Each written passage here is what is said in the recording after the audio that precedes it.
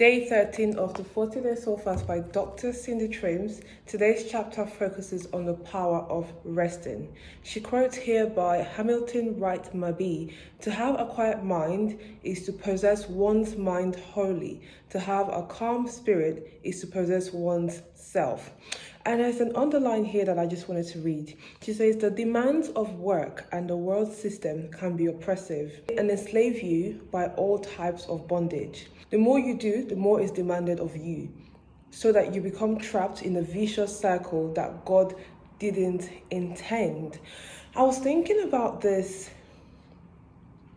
line particularly because I feel like it just spells out how, especially in adulthood, there's so much to be done. There's so much demands from the world of you. There's so much demands from your family, your friends, your work, your environment, even yourself, that a lot of the times we do not have the time to rest, to sit down and take a step back from everything else. I'm not gonna lie, this really sat with me because thinking about my own life and how much I feel like external factors are demanding of me, I was thinking, if I am not here today, all of these people that are trying to demand this piece of me, yes, when I go, they would move on like I never existed.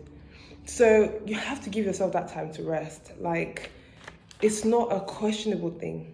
I think I shared in my previous video where when I feel overwhelmed, there's so much noise and I'm becoming so overwhelmed with things to the point where I cannot have peace, I cannot concentrate or even focus, I just shut down everything and sleep. Like, for me, sleep is the answer. Sleep is the answer.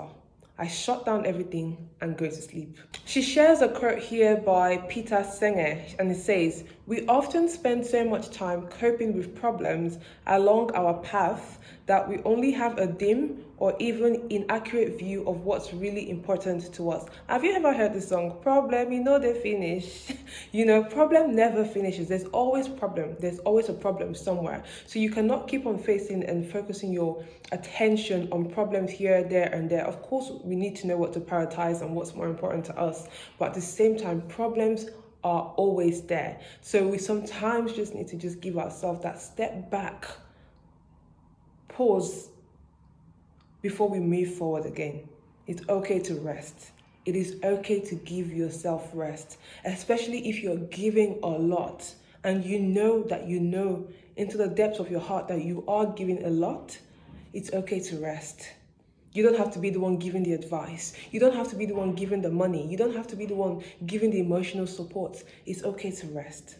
Take a step back and think about you. Because if you pass away, these same people will look for something else to demand from. Moving on to the subtext here, she talks about uniqueness, and it says, "Your soul is what makes you uniquely you. Your soul is imprinted with an internally unique DNA that holds within it the keys to your purpose, potential, and destiny."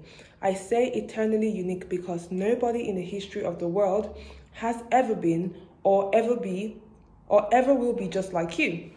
Then she goes on here to share a story about two trees. One was crooked and the other was straight. And what happened here is that the straight tree would mock the crooked tree, saying, "Oh, you're crooked, you're always going to be crooked." And then one day, the lumberjacks came into the forest and said, "Cut down all the tall tree. So much for you're crooked, right?" The crooked tree was never cut down and is still in the forest up until this day, is how the book describes it. While I was reading this particularly, I was just brought back the scripture about Hannah and Peninnah. Peninnah and Anna were co-wives. Peninnah had children and Hannah didn't have any. What would happen is that Peninnah would then go on to mock Hannah for not having children. Hannah would go to the church, she would cry to the Lord, go to the temple and cry before the Lord in the temple, asking and praying for a child. And then one day the Lord finally chooses to bless Hannah with Samuel. And Samuel became one of the greatest prophets in the Bible. All of Peninnah's kids, not one did we hear of them anymore. I feel like this subtext, uniqueness, is talking about embracing who we are, embracing our quirks, embracing everything about us, embracing our journey. It's also talking about not comparing ourselves to others, knowing that every single person have their own race to run. Just like that quote said, there is only one you.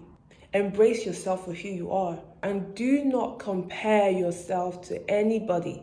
And it's okay for us to be different. And that's why you see in the world we have different races, different heights, different characteristics, different cultures. If you're a crooked tree, you don't have to be like the tall tree. But you can embrace your own journey and evolve. Thank you so much for tuning in to day 13, and I will see you in day 14.